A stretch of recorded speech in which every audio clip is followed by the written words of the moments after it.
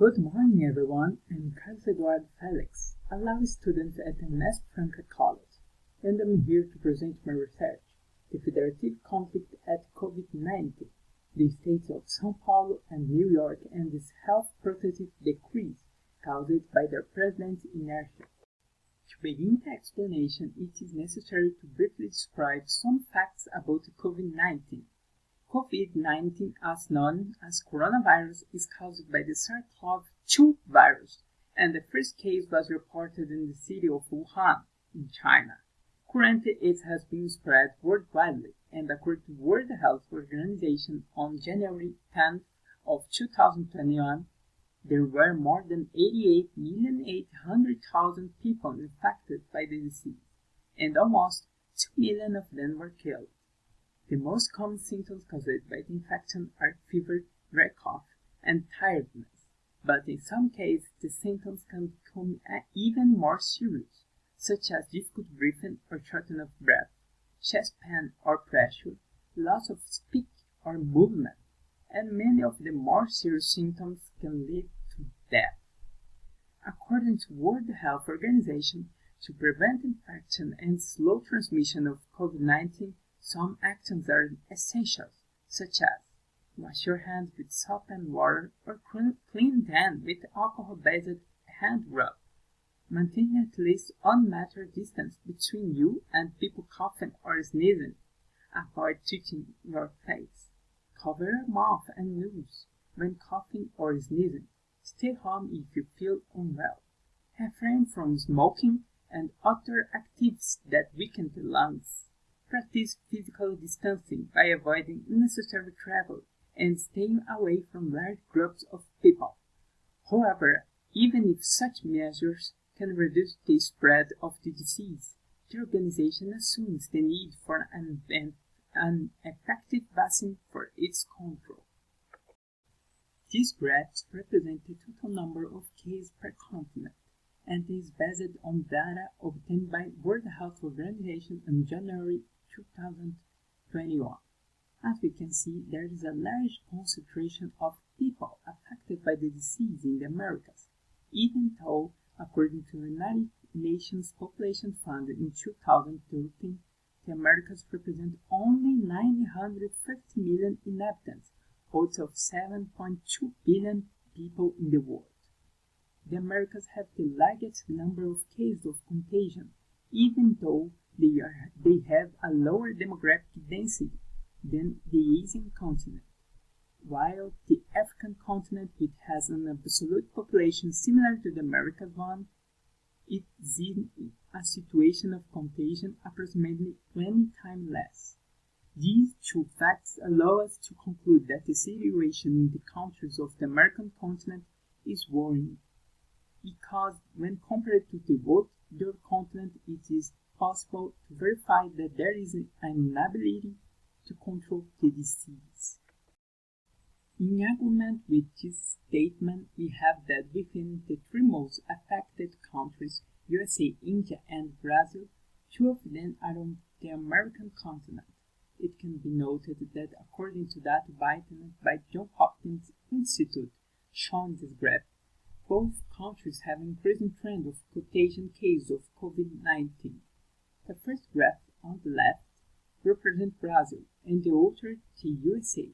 The x-axis represents the total number of contagion cases in the month, while the y-axis represents the month of the year, starting from February 2020.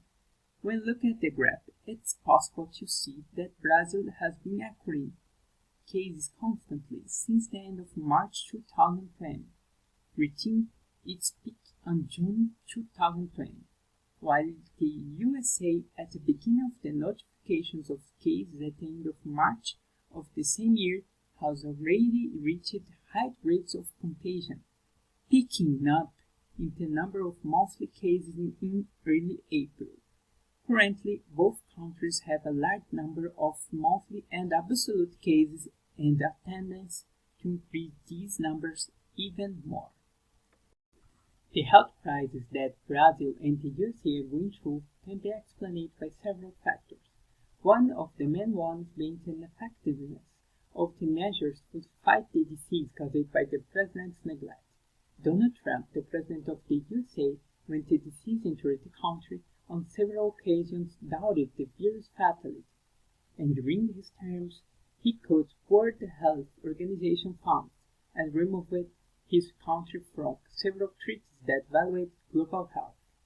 In October 2020, Trump, after contracting the disease, stated in a video recorded at the Walter Reed Hospital that he had an understanding of the disease, and later posted on his Twitter account, "Don't be afraid of the COVID-19. Do not let it dominate your life." Shortly afterwards, the ex-president intensified his re-election campaign by continuing to hold mass rallies without the requirement to use masks. Jair Bolsonaro, current president of Brazil, reached an even more extreme case, sometimes denying the very existence of the virus, harshly criticizing any attempted lockdowns. In moments when he recognizes the existence of the virus, he portrays it in the same way as a little flu, as demonstrated in the press conference held on the days 20 and 24 in March 2020. In the same way as the American president, Jair Bolsonaro has often supported the holding of events that brought together many people in support of his political position and is currently the international symbol of the coronavirus denial movement. Amid the inertia of the president, some governors were forced to take more protective measures and contradict the statements given on the national network of their presidents, trying to minimize the case of the disease contagion. In this regard, the state of São Paulo and New York are similar in many ways. Both are states with great circulation and concentration of people and currently suffer from a high rate of COVID-19 contamination. In response to the problems caused by the virus, these member states created more stringent measures than those predicted by the federal government.